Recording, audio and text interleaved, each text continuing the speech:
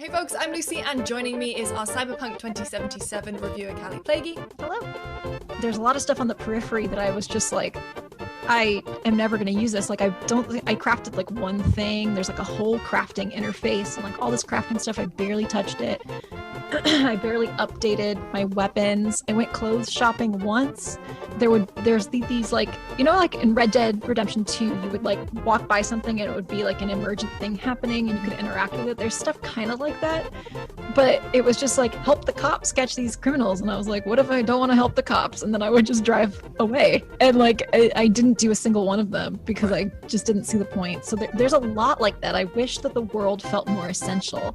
I wish like it's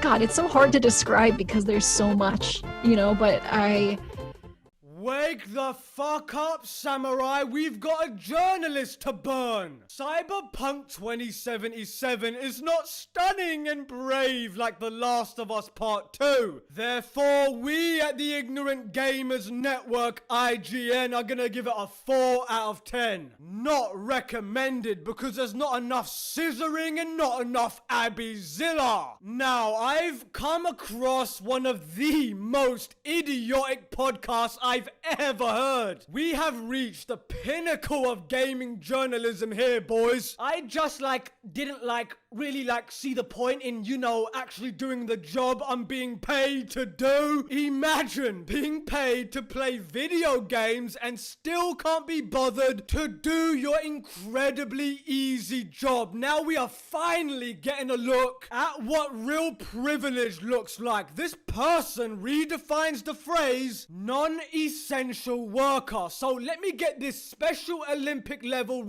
retardation straight. So you are annoyed that you didn't have fun when you actively went out of your way to not have fun. So essentially you managed to play without even playing. That is an achievement. Trophy unlocked. I just didn't feel like playing. But that is what it comes down to, isn't it, Mrs. Plague? You just want your participation trophy. You, lady, get my vote for the laziest employee ever. However, this right here is what happens when we hire people based on diversity instead of competence. To be honest, I don't agree with the she doesn't like RPGs argument because she's been role-playing as a journalist for years. To put into context the amateurish level of this review, this quote reviewer literally put there's so much content and side quests as a con for an RPG. You can't come up with, for a lack of a better word, stupid comment than that. By the way, the subtext to that is that 200 hours is far too long to allow people to be immersed in something that doesn't promote our weird social and political agendas. Imagine this reviewer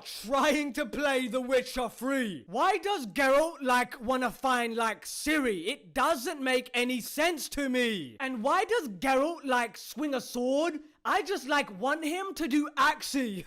I can't make this shit up. So they got a person who has absolutely no interest in anything cyberpunk or RPGs or open world games or gaming in general to review one of the most anticipated RPG open world games of the decade. This is the equivalent of buying a queen-size bed and then sleeping on the floor because the act of standing up to get on the bed takes too much effort. We're gonna have to give that bed a 5 out of 10 sleeping experience, but there is no end to the small brain gaming journalist, is there? There's no bottom of the barrel they just can't reach. And just to make my point even further, she played it on a laptop, then complained about performance. No, I'm not joking. She reviewed a fucking PC game on a laptop. And that is